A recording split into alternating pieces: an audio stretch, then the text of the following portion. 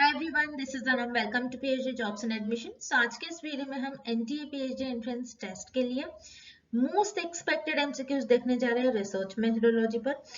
आज के लेक्चर में जो भी क्वेश्चंस हमने कवर कर रखा है ये काफी सारे पीएचडी एंट्रेंस टेस्ट में पूछे गए थे और उसी के साथ साथ ये एग्जामिनर के फेवरेट क्वेश्चंस होते हैं। बहुत इंपॉर्टेंट क्वेश्चंस है जो आपको ने जनरली इस क्वेश्चंस को कहीं देखा नहीं होगा। ऐसे कुछ क्वेश्चंस है तो ये यहाँ पर जो आज के इस लेक्चर में मैंने भी आपके साथ क्वेश्चंस डिस्कस करा है, इन डिटेल एक्सप्लेनेशन है उसका। और जिस भी क्वेश्चन में आपको डाउट है आप हमें कमेंट कर सकते हो।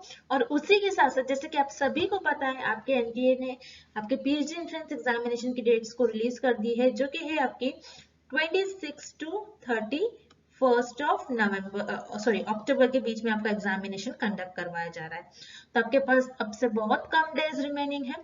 तो इन 20 to 25 डेज में आपको किस तरीके से रिसर्च मेथोडोलॉजी की प्रिपरेशंस करने हैं, कहाँ से क्वेश्चंस पूछे जाने के चांसेस है, एग्जामिनर के फेवरेट क्वेश्चंस क्या होते हैं, कैसे क्वेश्चंस बनाए जाते हैं, किस तरीके के क्वेश्चंस लिए जाते हैं और क्वेश्चंस किन कॉन्सेप्ट पर बेस्ड बनाया जाता है। तो एग्जामिनर कैसे कैसे क्वेश्चंस बना सकते हैं, कहाँ से क्वेश्चंस आपको दे सकते हैं, ये सारी चीजें हमारे टीचर्स आपके साथ शेयर करते हैं फॉर रिसर्च मेथोडोलॉजी। तो मैं आपको बता दूं रिसर्च मेथोडोलॉजी की है हमारी टीम, आपके पास होने की गारंटी हम लेते हैं। यानी हम आपको इतना प्रिपेयर करवा देते हैं कि आप एटलीस्ट पासिंग मार्क्स तक मार्क्स स्कोर कर सको। तो अगर आप हमारा कोर्स परचेस करते हो तो आपको ये चिंता होने की बात नहीं है कि आप पास होगे या फिर नहीं। तो हम 100% यहाँ पर गारंटी देते हैं हमारे कोर्स के लिए। अगर आप हमारा कोर्स लेते हो तो हम गारंटीड आपको एनटीए के पीएचडी टेस्ट में पास करवा देंगे। उसी के साथ साथ जैसे कि आप सभी को पता है आपका कंप्यूटर बेस्ड टेस्ट है, तो उसके लिए भी हम प्रिपरेशंस करवाते हैं किस तरीके से आपको कंप्यूटर बेस्ड टेस्ट के लिए हमें प्रिपेयर करवाना है। सारी चीजें हम आपको पेपर 1 पेपर 2 के लिए करवाते हैं। सो पेपर 2 के लिए हमारे पास स्टडी मटेरियल, पेपर 1 के लिए हम आपको गाइड करते हैं। तो इस तरीके से हम आपको कोर्स प्रोवाइड करते हैं जिसके लिए आपको व्हाट्सएप यहाँ पर व्हाट्सएप नंबर पर हमें कॉन्टैक्ट करना है या फिर आप हमारे ऐप पर ही डायरेक्टली हमें कॉन्टैक्ट कर सकते हो। तो देखिए ज्यादा टाइम वेस्ट नहीं करते हैं और आज के इस सेशन को हम स्टार्ट करते हैं। So let's begin with the today's lecture. जैसे कि मैं आपको जल्दी से बता दूं, जो कि आपका पेपर 1 रिसर्च मेथोडोलॉजी होता है जिसमें आपको 50 एमसीक्यूज पूछा जाता है। तो यहाँ पर हम आपको रिसर्च मेथोडोलॉजी पर आपका वीडियो लेक्चर्स प्रोवाइड करते हैं जिसमें आपका पूरा सिलेबस कवर्ड होगा, जिसमें theory lectures, MCQs lecture plus previous year questions के आपको लेक्चर सीरीज देखने मिलता है। मॉक टेस्ट में आपके हम प्रैक्टिस करवाते हैं। एज ऑल नो कि आपका जो एनटीए का पीएचडी एंट्रेंस एग्जामिनेशन होता है ये कंप्यूटर बेस्ड होता है, इसीलिए मॉक टेस्ट भी हम आपको कंप्यूटर बेस्ड करवाते हैं कि किस तरीके से आपको क्वेश्चंस को सॉल्व करना है। और एज वेल एज अगर आप कंप्यूटर बेस्ड टेस्ट दे रहे हो, ऑनलाइन दे रहे हो टेस्ट, तो आपको किस तरीके से प्रॉब्लम्स फेस आ सकती है, उससे किस तरीके से ओवरकम करना है, वो सारी चीजें मॉक टेस्ट से आपकी कवर हो जाती है। देन उसके बाद नोट्स काफी सिंपलेस्ट लैंग्वेज में है। उसी तरीके से अगर आप इंटरनेट से नोट्स पढ़ते हो तो डिफिकल्ट लैंग्वेज यूज करी जाती है जिससे कि आपके क्वेश्चंस को और सारी चीजें समझने में काफी टाइम लगता है। इंग्लिश डिफिकल्ट यूज करी जाती है, तो हमारे सिंपलेस्ट लैंग्वेज और टीचर्स का यहाँ पर एक्सपीरियंस भी हमारे नोट्स में, जिससे कि हमने पॉइंट्स को हाईलाइट कर रखा है जिससे कि आपको क्वेश्चंस पूछे जाने के चांसेस है। एंड उसी के साथ साथ revision PDF plus previous year questions भी हम आपको प्रोवाइड कर रहे हैं। तो यहाँ पर आपको सारा चीजें अगेन हमारे कंटेंट से आपको 50 में से एटलीस्ट 40 to 45 एमसीक्यूज पूछा जाएगा। ये हम गारंटी के साथ आपको कंटेंट प्रोवाइड कर रहे हैं, जिसके लिए अगेन स्क्रीन पर दिए गए नंबर पर व्हाट्सएप के थ्रू आपको हमें कॉन्टैक्ट करना है या फिर आप हमारे ऐप के थ्रू डायरेक्टली स्टडी मटेरियल को एक्सेस कर पाओगे।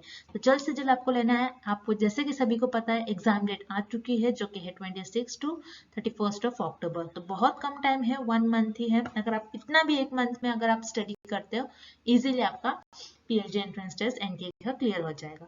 तो ज्यादा टाइम वेस्ट नहीं करते, सेशन को हम स्टार्ट करते हैं।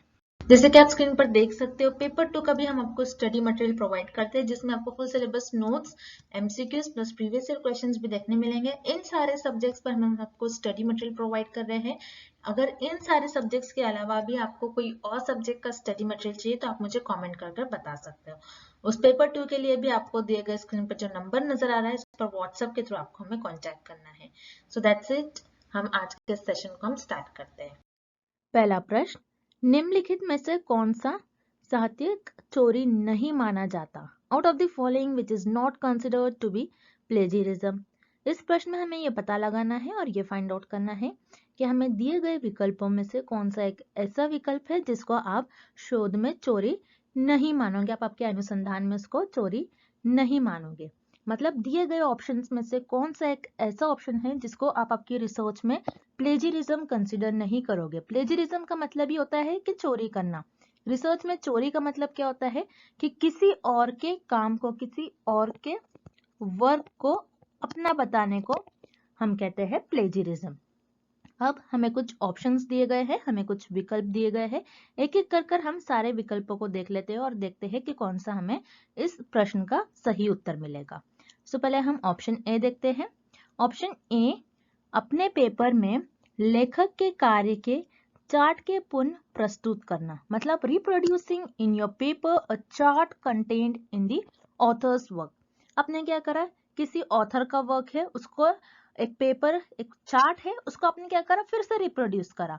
मतलब एक शोधकर्ता है, शोधकर्ता का एक वर्क है जिसमें उन्होंने कुछ पेपर चार्ट है, उसका आपने क्या करा, फिर से ऐसा ही प्रेजेंट कर दिया। तो ये क्या कहलाएगा, ये तो चोरी कहलाएगा। आपने क्या करा, किसी और के वर्क को, मतलब किसी दूसरे के काम को, कोई लेखक है, उस लेखक के कार्य को आपने क्या बताया, वैसे ही प्रेजेंट कर दिया, वैसे ही बताया आपने। तो आप उसको क्या कहेंगे कि वो प्लेजियरिज्म है, वो चोरी हो जाएगी। सो यहाँ पर जो आपका ऑप्शन ए है, जो आपका विकल्प ए आपको दिया गया है, ये इस प्रश्न का सही उत्तर नहीं होगा। देन विकल्प बी, लेखक के सटीक शब्दों का उपयोग करना, मतलब using the exact words of the author. आपने क्या किया, आपके लेखक के हूबहू आपने सेम वर्ड्स को कॉपी करा, सेम वर्ड आपने लिखा। आपने क्या करा, आपके जो रिसर्चर है, किसी ऑथर का एग्जैक्ट वर्ड आपने यूज करा। सो ये भी क्या हो जाएगा, प्लेजरिज्म। प्लेजरिज्म क्या होता है, किसी और के काम को, किसी और के वर्क को, किसी और के रिसर्च को अपना बताना, उसे हम कहते हैं प्लेजरिज्म। सो यहाँ पर भी आपने क्या करा, किसी और का वर्क था, मतलब किसी ऑथर का वर्क था, उसके आपने एग्जैक्ट वर्ड लिए। सो ये भी क्या कहलाएगा, चोरी कहलाएगा, मतलब ये भी प्लेजरिज्म हो जाएगा आपका। सो यहाँ पर जो आपको ऑप्शन बी गिवन है, जो विकल्प बी आपको दिया गया है, ये इस प्रश्न का सही उत्तर नहीं होगा। Then option C, using information from the author's work that is regarded as common knowledge in the discipline, मतलब लेखक के काम की जानकारी का उपयोग करना जिसे प्राय सामान्य ज्ञान माना जाता है। मतलब एक सामान्य ज्ञान जो सबको पता है, ऐसी नॉलेज, कॉमन नॉलेज जिसे हम कहते हैं, जो सबको पता होती है। जैसे हम ह्यूमन के पास 2 आईज होती है, ये तो सबको पता है। उसी तरीके से ह्यूमन बॉडी नीड्स ऑक्सीजन, हमें ऑक्सीजन चाहिए होती है जिंदा रहने के लिए, ये भी सबको पता है। तो ये क्या हो गई, आपकी कॉमन नॉलेज हो गई, ये तो नॉलेज सभी को होती है। अगर आप आपकी रिसर्च में ऐसी ज्ञान का उपयोग कर रहे हैं, अगर आप आपके रिसर्च में, आपके अनुसंधान में ऐसी कॉमन नॉलेज का यूज कर रहे हो, तो हम उससे कहेंगे कि आपने ये चोरी नहीं की, आपने यहाँ पर रिसर्च में प्लेजरिज्म परफॉर्म नहीं करा है और रिसर्च में इसे प्लेजरिज्म कंसिडर नहीं किया जाएगा। सो अगर आप आपके रिसर्च में एक सामान्य ज्ञान का उपयोग कर रहे हैं, तो उसे हम अनुसंधान में चोरी नहीं करेंगे, उसे अनुसंधान में चोरी नहीं माना जाएगा। तो यहाँ पर जो आपका विकल्प सी है, इस प्रश्न का सही उत्तर हो जाएगा। अगला प्रश्न, डेटा को नोट्स, रिकॉर्डिंग और वीडियो टेप के रूप में दर्शाया गया है। Data represented in the form of notes, recordings and video tapes in. इस प्रश्न में हमें ये फाइंड आउट करना है, ये पता लगाना है कि डेटा को नोट्स, रिकॉर्डिंग और वीडियो टेप के रूप में दर्शाया गया है, तो वो कौन सी रिसर्च का, कौन सी अनुसंधान का एग्जाम्पल होगा। अब आपको याद रखना है, आपके जो 2 रिसर्च मेनली जो होती है, जैसे क्वालिटेटिव एंड क्वांटिटेटिव, मतलब गुणात्मक एंड मात्रात्मक। तो गुणात्मक अनुसंधान में आपके पास जो भी डेटा होगा वो नोट्स, रिकॉर्डिंग और वीडियो टेप के रूप में होगा। सो यहाँ पर आपका विकल्प ए करेक्ट हो जाएगा। देन विकल्प बी, मतलब ऑप्शन बी आपको गिवन है मात्रात्मक अनुसंधान। मात्रात्मक अनुसंधान, जैसे आपको नाम देखकर ही इसका अर्थ पता लग रहा होगा। मात्रात्मक जिसे हम क्वांटिटेटिव कहते हैं, जो नंबर्स को दर्शाता है। सो मात्रात्मक अनुसंधान में हमारे पास जो भी डेटा होता है, ये नंबर्स के रूप में होता है। सो मात्रात्मक अनुसंधान में हमारे पास जो डेटा होगा वो नंबर्स के रूप में होगा, जैसे किसी की उम्र, किसी के हाइट, किसी की ऊंचाई, किसी का वजन। सो ये आपका मात्रात्मक अनुसंधान के एग्जाम्पल्स हो गए। सो यहाँ पर जो आपका विकल्प बी है ये गलत हो जाएगा। देन विकल्प सी आपको गिवन है एक्सपेरिमेंटल रिसर्च, जिसे हम प्रायोगिक अनुसंधान कहते हैं। सो प्रायोगिक अनुसंधान ऐसी अनुसंधान होती है जिसमें बेसिकली आपके पास जो डेटा होता है, इसमें भी आपके पास जो डेटा होगा वो नंबर के रूप में होता है। और एक्सपेरिमेंटल रिसर्च में और प्रायोगिक अनुसंधान में आप मेनली आप जो वेरिएबल्स होते हैं, जो चर होते हैं, उनके बीच में कैसा संबंध है उसको पता लगाते हो, मतलब कॉज एंड इफेक्ट रिलेशनशिप आप फाइंड आउट करते हो। सो एक्सपेरिमेंटल रिसर्च मतलब प्रायोगिक अनुसंधान में भी आपके पास जो डेटा होता है ये नंबर्स के रूप में होता है। सो यहाँ पर आपका जो ऑप्शन सी, जो विकल्प सी है, ये भी इनकरेक्ट हो जाएगा। सो आपके पास ऐसा डेटा जो नोट्स, रिकॉर्डिंग और वीडियो टेप के रूप में दर्शाया गया है, तो ये आपका गुणात्मक अनुसंधान में एग्जाम्पल होगा, मतलब क्वालिटेटिव रिसर्च का एग्जाम्पल होगा। तो यहाँ पर आपका जो करेक्ट ऑप्शन हो जाएगा, करेक्ट विकल्प हो जाएगा, वो है आपका ऑप्शन ए और विकल्प ए। अगला प्रश्न, यदि alpha is equal to 0.05, beta is equal to 0.10, तो उस परिकल्पना परीक्षण की पावर कितनी है? If alpha is equals to 0.05, beta is equals to 0.10, the power of that hypothesis test is। इस प्रश्न में हमें पता लगाना है और ये फाइंड आउट करना है कि यदि आपकी अल्फा की वैल्यू 0.05 है और बीटा की वैल्यू 0.10 है, तो उस परिकल्पना परीक्षण की पावर कितनी है। मतलब हमें इस प्रश्न में अल्फा और बीटा की वैल्यू दे रखी है, गिवन है, और हमें हाइपोथेसिस टेस्ट की पावर फाइंड आउट करना है। तो याद रखिएगा, आपको तो पहले ये पता होना चाहिए, अगर आप इस प्रश्न को सॉल्व कर रहे हो तो आपको ये पता होना चाहिए कि हाइपोथेसिस टेस्ट की पावर क्या होती है, मतलब परिकल्पना परीक्षण की पावर क्या होती है। So power of hypothesis test के जो डेफिनेशन होती है, आपको ये याद रखना है कि उसकी डेफिनेशन होती है कि कितने % चांस होगा कि आप आपकी जो नल हाइपोथेसिस है उसको सही तरीके से रिजेक्ट कर लोगे। कब? जब आपकी जो नल हाइपोथेसिस है वो गलत होगी। मतलब आपने क्या करा, कितने %, कितने प्रतिशत मौका होगा कि आप आपकी जो नगण्य परिकल्पना है उसको सही तरीके से अस्वीकार करोगे। कब? जब आपकी जो नगण्य परिकल्पना है, नगण्य परिकल्पना का मतलब होता है आपकी जो नल हाइपोथेसिस है वो गलत हो। तो हम एक बारी फिर से रिपीट कर रही हूं मैं, आप फिर से ध्यान से सुनिएगा। जब आपकी क्या नगण्य परिकल्पना जो है उससे रिलेटेड है आपकी जो ये है पावर ऑफ हाइपोथेसिस टेस्ट की डेफिनेशन। ओके, ये आपको ये पता होना चाहिए। तो पावर ऑफ हाइपोथेसिस टेस्ट की डेफिनेशन होती है कि कितने %, कितने प्रतिशत मौका होगा कि आप आपकी जो नगण्य परिकल्पना है, मतलब आपकी जो नल हाइपोथेसिस है, नल हाइपोथेसिस को आप सही तरीके से अस्वीकार कर लोगे, मतलब सही तरीके से रिजेक्ट कर लोगे। कब? जब आपकी नगण्य परिकल्पना, मतलब जब आपकी जो नल हाइपोथेसिस है वो गलत हो, मतलब वो फॉल्स हो। तो ये होती है आपकी पावर ऑफ हाइपोथेसिस टेस्ट, जिसे हम कहते हैं परिकल्पना परीक्षण पावर। अब इस प्रश्न में हमें ये पता लगाना है कि हाइपोथेसिस टेस्ट का पावर क्या होगा जब हमें अल्फा और बीटा की वैल्यू गिवन है। मतलब यदि हमें अल्फा और बीटा की वैल्यू गिवन होगी तब उस केस में हमें परिकल्पना परीक्षण की पावर फाइंड आउट करना है और कितनी होगी ये पता लगाना है हमें। तो याद रखिएगा, power of hypothesis test, okay, power of hypothesis test का फॉर्मूला होता है जो कि होता है 1 minus beta. So 1 minus beta की वैल्यू आपको दे रखी है जो कि है 0.10। सो 1 माइनस 0.10 का आपका उत्तर हो जाएगा 0.90। यहाँ पर आपने क्या किया, power of hypothesis test, hypothesis test मतलब आपकी जो परिकल्पना परीक्षण है उसकी पावर आपने फाइंड कर ली जो कि है 0.90। मतलब अगर आप ये 0.90 को परसेंटेज में कैलकुलेट करोगे तो आपकी वैल्यू आ जाएगी 90%। ओके, मतलब 90% मौका ये होगा कि आप आपकी नगण्य परिकल्पना को सही तरीके से अस्वीकार करोगे।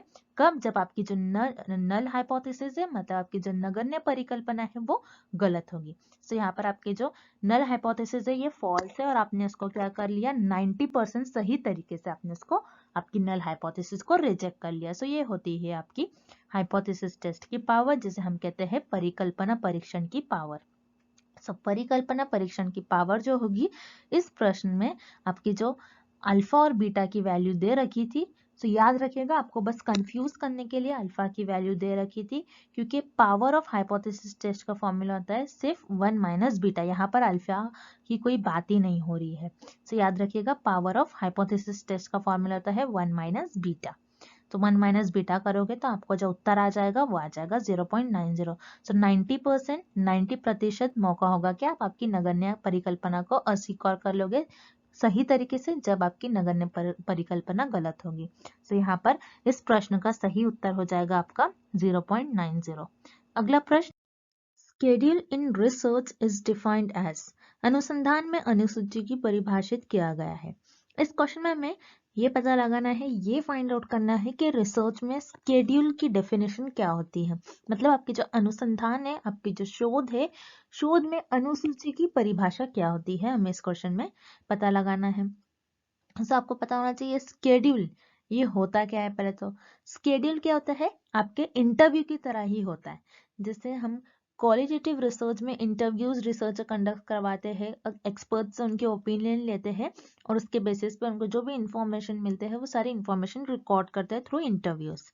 तो स्केड्यूल भी इंटरव्यू की तरह होता है। रिसर्चर यहाँ पर जो एक्सपर्ट्स होते हैं, जो बड़े बड़े पर्सनालिटीज होते हैं, उनसे इंटरव्यूज कंडक्ट करवाते हैं और उनके थ्रू इंफॉर्मेशन को गेन करते हैं, इंफॉर्मेशन जनरेट करते हैं, डेटा को जनरेट करते हैं। तो स्केड्यूल में याद रखिए, जैसे इंटरव्यू में रिसर्चर क्वेश्चंस पहले से प्री प्लान नहीं करके जाते हैं, लेकिन स्केड्यूल में जो आपके क्वेश्चंस होते हैं, जो रिसर्चर इंटरव्यू में क्वेश्चंस पूछेंगे रिस्पोंडेंट से, वो सारे क्वेश्चंस प्री प्लान्ड होते हैं। वो क्वेश्चन सारे प्री प्लान्ड होंगे, मतलब पहले से ही रिसर्चर डिसाइड कर लेते हैं कि मैं अपने रिस्पोंडेंट को ये क्वेश्चंस पूछूंगा। उनके रिस्पॉन्स के बेसिस पर रिसर्चर क्वेश्चन नहीं पूछते, मतलब पहले से एक लिस्ट बनाते हैं और उस लिस्ट में सारे क्वेश्चंस होते हैं और उसी क्वेश्चंस को रिसर्चर्स और जो इंटरव्यूअर है वो अपने रिस्पोंडेंट से, जिनसे वो इंफॉर्मेशन कलेक्ट कर रहे हैं, सो यहाँ पर सारे जो क्वेश्चंस होते हैं वो पहले से ही प्री प्लान्ड होते हैं, पहले से ही रिसर्चर प्लान कर लेते हैं कि मैं अपने रिस्पोंडेंट को ये क्वेश्चंस पूछूंगा अपने इंटरव्यू में।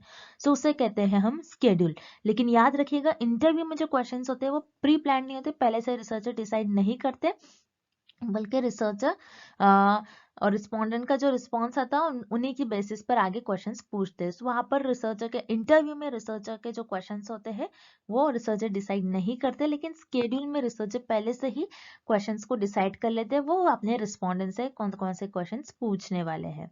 सो याद रखिएगा, स्केड्यूल में रिसर्चर इंटरव्यू ले रहे हैं, मतलब यहाँ पर रिसर्चर डेटा जनरेट कर रहे हैं। तो जब भी रिसर्चर को कुछ डेटा जनरेट करते हैं, डेटा जनरेट कर रहे हैं, यहाँ पर इंटरव्यू, स्केड्यूल भी एक टाइप का इंटरव्यू ही है और यहाँ पर रिसर्चर डेटा को जनरेट कर रहे हैं।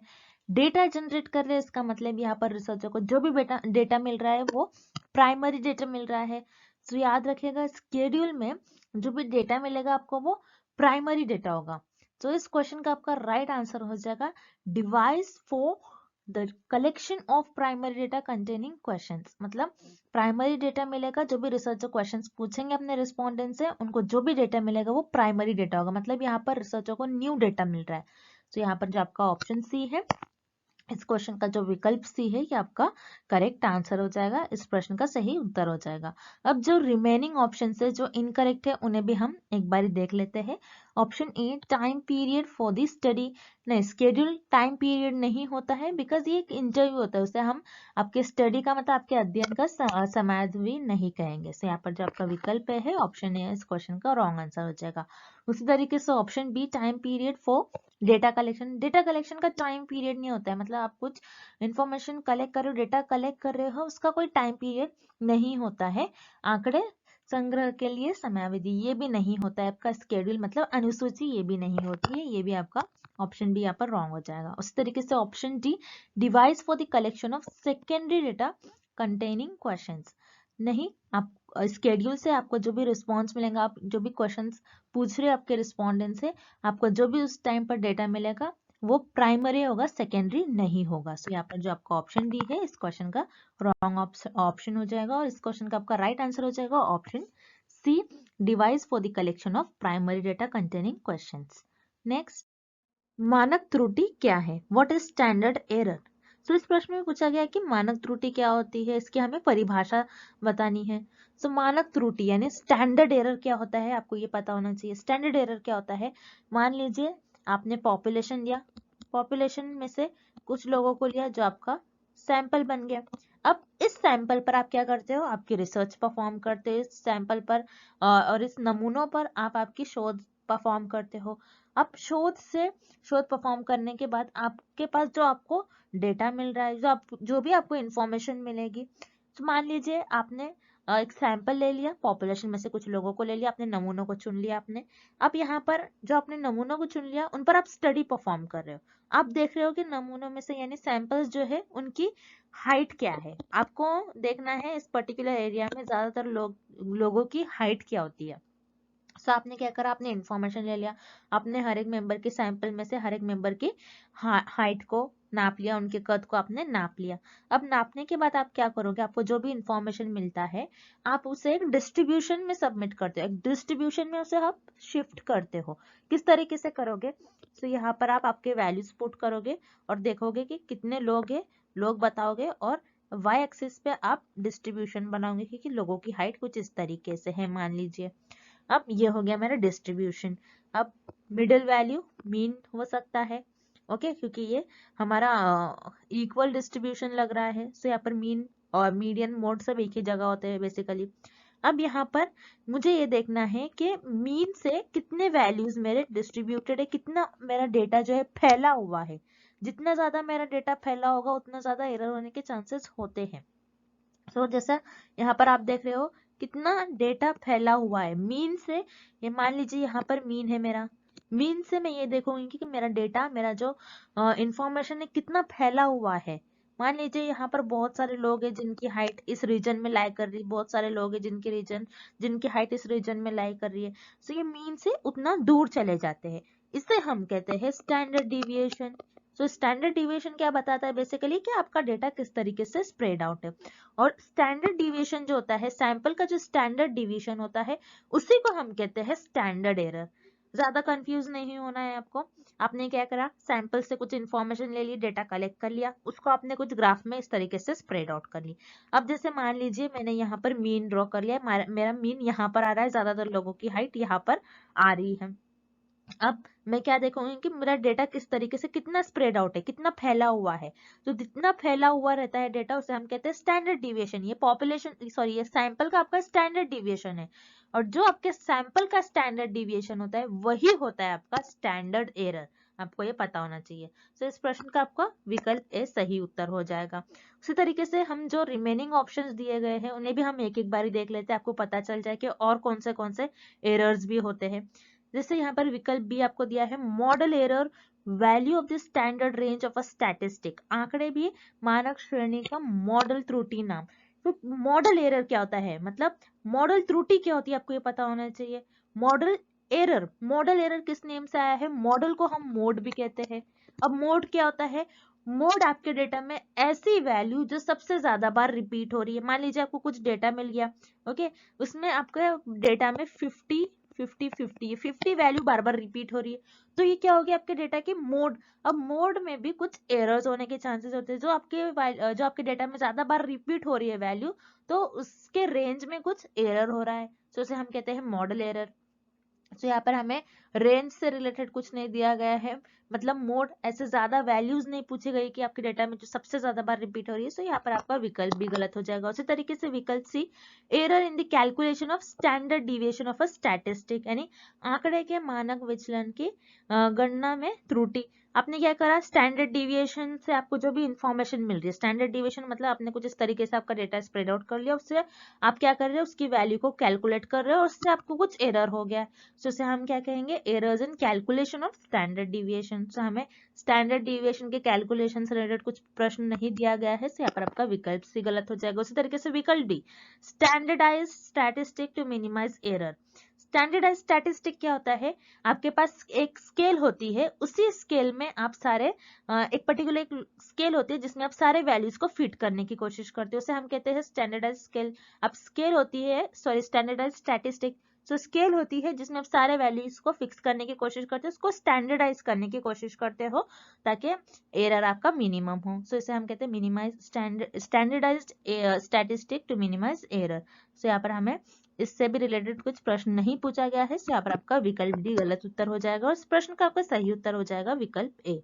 अगला प्रश्न, केस स्टडी पद्धति के बारे में निम्नलिखित में से कौन सा सत्य नहीं है? Which of the following is not true about case study method? सो इस प्रश्न में पूछा जा रहा है कि केस स्टडी पद्धति जो होती है, केस स्टडी पद्धति के मेथड से रिलेटेड हमें कुछ विकल्प दिए गए हैं, हमें बताना है कि कौन सा विकल्प सही नहीं है, केस स्टडी मेथड से रिलेटेड नहीं है। अब केस स्टडी मेथड क्या होता है, केस स्टडी पद्धति होती क्या है, आपको पहले तो ये पता होना चाहिए। सो केस स्टडी मेथड वो मेथड होता है जिसमें रिसर्चर्स 4 to 5 पीपल का ग्रुप बना लेते हैं, 4 to 5 एक्सपर्ट्स भी हो सकते हैं, उसमें एक पर्टिकुलर टॉपिक पर डिटेल में डिस्कशन होता है और उसमें आपको बहुत सारी इंफॉर्मेशन मिल जाती है। सो इसे हम कहते हैं केस स्टडी। सो याद रखिए केस स्टडी में डिटेल में जो आपके 4 to 5 पीपल का आप ग्रुप बना लेते हो, जैसे 4 से 5 व्यक्ति होते हैं आपके ग्रुप में, सो वो डिस्कशन करते हैं। सो डिस्कशन से उनको जो भी डेटा मिलता है ये वर्ड्स और टेक्स्ट के फॉर्म में डेटा मिलेगा। जाहिर सी बात है, अगर मान लीजिए आप किसी आईफोन के बारे में या फिर कोई आईफोन जब लॉन्च किया जाता है, मान लीजिए तो 4 to 5 पीपल का ग्रुप बनाया जाता है, 4 to 5 एक्सपर्ट्स का, जिन्होंने प्रोग्रामिंग में एक्सपर्ट्स है, जो इनका जो रहता है ग्रुप बनाया जाता है, उनको इनविटेशन दिया जाता है, फिर वो इनविटेशन एक्सेप्ट कर फिर उस ग्रुप को ज्वाइन कर उसमें डिटेल में उस पर्टिकुलर टॉपिक के बारे में डिस्कस करते हैं। तो उसे यहाँ पर डिस्कशंस के थ्रू जो उनको इंफॉर्मेशन मिलती है कि वर्ड्स और टेक्स्ट के फॉर्म में मिलती है। सो वर्ड्स और टेक्स्ट के फॉर्म में कौन सी आपको इंफॉर्मेशन मिलती है, सिर्फ और सिर्फ क्वालिटेटिव रिसर्च में। सो याद रखिए केस स्टडी मेथड जो होता है आपका क्वालिटेटिव नेचर का होता है। क्वालिटेटिव रिसर्च में भी हम क्या करते हैं, हमारे पास जो भी डेटा मिलता है वर्ड्स और टेक्स्ट के फॉर्म में मिलता है, नंबर्स के फॉर्म में हमें डेटा नहीं मिलता है। हम यहाँ पर डेटा जमा करते हैं, बेसिकली हम थ्योरीज बनाते हैं, हम डेटा एकत्र करते हैं, डेटा को एक न्यू डेटा हमारे पास मिलकर आता है। सो ये होती है आपकी क्वालिटेटिव रिसर्च, जिसमें आपके पास जो डेटा होता है ये वर्ड्स और टेक्स्ट के फॉर्म में होता है जनरली। सो ये पता चल गया हमें कि आपकी जो केस स्टडी मेथड होता है ये क्वालिटेटिव नेचर का होता है, यानी गुणात्मक नेचर का होता है। देन यहाँ पर ऑप्शन ए और बी देख लेते हैं हम। ऑप्शन ए दिया गया है, it is an expensive method. Yes, आपका केस स्टडी मेथड जो होता है एक्सपेंसिव होता है। एक्सपेंसिव मेथड की होता है, अब जैसे आप 4 to 5 एक्सपर्ट्स को बुला रहे हो, ओके मान लीजिए आपने कोई न्यू डिसीज आई है, उस पर आपने कोई एक्सपर्ट्स को बुलाया है जो बहुत फेमस है और जो पूरे वर्ल्ड से आपने बुलाया है, या फिर कोई भी अपने कंट्री से बुलाया है, कोई भी अपनी सिटी से बुलाया है। सो यहाँ पर उनको इनविटेशन के लिए आपको अप्रोच करना होता है, फिर वो आते हैं, वो आपकी फी चार्ज करेंगे, जो भी करेंगे। सो यहाँ पर उनको जो ये मेथड होता है एक्सपेंसिव होता है। ओके सो ये मेथड एक एक्सपेंसिव मेथड होता है कंपेयर टू अदर मेथड्स। सो यहाँ पर आपको विकल्प ए भी सही दिया गया है। उसी तरीके से विकल्प भी दे रहा है many chances of making errors, यानी यहाँ पर एरर्स यानी गलतियां करने के बहुत संभावनाएं होती है। आपकी जो त्रुटि होती है, त्रुटि बहुत ज्यादा होने के आपकी संभावनाएं होती। क्यों ज्यादा हो सकती है, क्योंकि यहाँ पर जैसे मैंने बताया आपको केस स्टडी मेथड में 4 to 5 पीपल का, 4 से 5 व्यक्तियों का ग्रुप बना लेते हैं, उसमें एक पर्टिकुलर टॉपिक पर डिटेल में आपको डिस्कशंस होते हैं, आपको डिटेल में डिस्कस करना होता है। सो इससे क्या होता है, बहुत ज्यादा डेटा निकल के आता है आपके पास। सो बहुत ज्यादा डेटा होने की वजह से, बहुत डिटेल में आप पढ़ते हो तो बहुत ज्यादा होने की वजह से एरर ज्यादा होने के चांसेस होते हैं। सो ये भी आपको सही विकल्प दिया गया है। सो बच गया आपका ऑप्शन जी। तो याद रखिएगा आपका जो केस स्टडी मेथड होता है ये क्वांटिटेटिव मेथड नहीं होता है, यानी आपका केस स्टडी पद्धति जो होती है ये मात्रात्मक प्रकृति नहीं होती है, ये आपकी गुणात्मक होती है, गुणात्मक नेचर की होती है, ना कि मात्रात्मक। मात्रात्मक नेचर क्या होता है, जिसमें आपके पास सिर्फ नंबर्स में इंफॉर्मेशन हो, ओके आप जिसमें स्टैटिस्टिकल मेथड ज्यादा यूज करो, मैथमेटिकल प्रिंसिपल्स आप यहाँ पर ज्यादा यूज करते हो। सो इसीलिए केस स्टडी मेथड जो होता है आपका एक क्वांटिटेटिव नेचर का नहीं होता है, और हमें भी प्रश्न में यही पूछा गया है कि केस स्टडी मेथड के बारे में कौन सा विकल्प सत्य नहीं है। सो वो है आपका विकल्प डी। सो इस प्रश्न का आपका सही उत्तर हो जाएगा ऑप्शन डी और विकल्प डी। अगला प्रश्न, An empirically verifiable observation is अनुभविक सत्यापनीय अवलोकन होता है। इस क्वेश्चन में हमें बेसिकली एक डेफिनेशन दी गई है, एक परिभाषा दी गई है, और हमें पता करना है ये परिभाषा किस विकल्प की परिभाषा होगी। मतलब एक डेफिनेशन दी गई है और हमें पता करना है कि ये डेफिनेशन किस ऑप्शन की डेफिनेशन होगी। तो यहाँ पर हमें बता रहा है इस डेफिनेशन में आप क्या करो, एम्पायरिकली वेरीफेबल ऑब्जर्वेशन, मतलब एक डेटा होगा, कोई भी चीज हो गया आप उसको एम्पायरिकली मतलब क्या होता है, जिसमें आप आपके एक्सपीरियंसेस यूज करते हो, आप कुछ ऑब्जर्वेशन करते हो, आप एक्सपेरिमेंट्स परफॉर्म करते हो, और उस फिनोमेना को आप वेरीफाई करते हो, हर एक तरफ से देखते हो कि रिजल्ट सही आ रहे हैं या फिर नहीं। मतलब आप बेसिकली फैक्ट बताते हो कि ये रियलिटी में एग्जिस्ट कर रहा है, क्योंकि आप ऑब्जर्वेशन एक्सपेरिमेंट्स उन्हीं चीजों को बताओ, उन्हीं चीजों पर कर सकते हो ऑब्जर्वेशन और एक्सपेरिमेंट जो रियलिटी में एग्जिस्ट कर रहा है, जो फैक्ट है।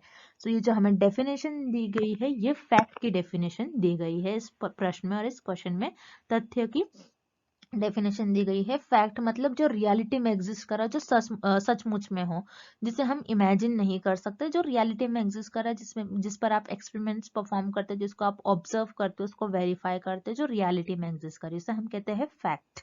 सो ये जो डेफिनेशन दी गई है फैक्ट की डेफिनेशन दी गई है। अब जो रिमेनिंग ऑप्शन है जो इनकरेक्ट है उसे भी हम एक बार देख लेते हैं। So option A is value, मतलब मूल्य। सो कोई भी चीज का कुछ भी वैल्यू हो सकती है, मूल्य तो हर एक वैल्यू है, कोई भी वैल्यू हो सकती है, जैसे 250 टू 2500, कुछ भी वैल्यू है, कोई भी चीजों की वैल्यू है। सो हर एक चीजों की वैल्यू है, सो उसे हम टेस्ट नहीं कर सकते, वैल्यू को, मूल्य को आप टेस्ट नहीं कर पाओगे। सो यहाँ पर जो आपका विकल्प है ये इनकरेक्ट है, ये आपका रॉन्ग ऑप्शन है। उसी तरीके से थ्योरी, थ्योरी मतलब सिद्धांत, आपकी जो थ्योरी होती है, थ्योरी को आप, थ्योरी पर एक्सपेरिमेंट्स और यू कैन से थ्योरी पर आप कोई एक्सपेरिमेंट्स नहीं परफॉर्म करते, बेसिकली उसको ऑब्जर्व तो करोगे लेकिन आप आपके एक्सपीरियंसेस नहीं यूज कर सकते हो। लेकिन फैक्ट में आप आपके एक्सपीरियंसेस और ऑब्जर्वेशंस यूज करते हो। तो यहाँ पर जो आपका विकल्प बी है इस क्वेश्चन का रॉन्ग आंसर हो जाएगा। तो थ्योरी, थ्योरी का एग्जाम्पल है आपकी बिग बैंग थ्योरी, जिसमें बताया है कि आपका जो दुनिया है पूरी वर्ल्ड के इस तरीके से फिर से डेवलप हुई है। सो आप बिग बैंग थ्योरी अगर जिसको पता होगा तो अच्छी तरीके से समझ पाएगा कि थ्योरी क्या होता है। उसमें बताया है कि वर्ल्ड कैसा डेवलप हुआ, वर्ल्ड कैसा बना है। सो ये हो गया थ्योरी, जिसे आप एक्सपेरिमेंट्स नहीं परफॉर्म कर सकते हो, आप बस पता कर सकते हो चीजों के बारे में जो एग्जिस्ट कर रही है। स्टेटमेंट, स्टेटमेंट जो वन लाइन स्टेटमेंट होता है, स्टेटमेंट पर आप टेस्ट कर सकते हो, उसको आप ऑब्जर्व कर सकते हो, लेकिन आप उसको प्रूव नहीं कर सकते, अपने पता चले कि वो रियलिटी में एग्जिस्ट कर रहा है या फिर नहीं कर रहा है। सो यहाँ पर आपका ऑप्शन डी भी इनकरेक्ट हो जाएगा। सो इस क्वेश्चन का, इस प्रश्न का जो सही उत्तर हो जाएगा वो है आपका विकल्प सी, तथ्य मतलब fact. And thank you for watching this video.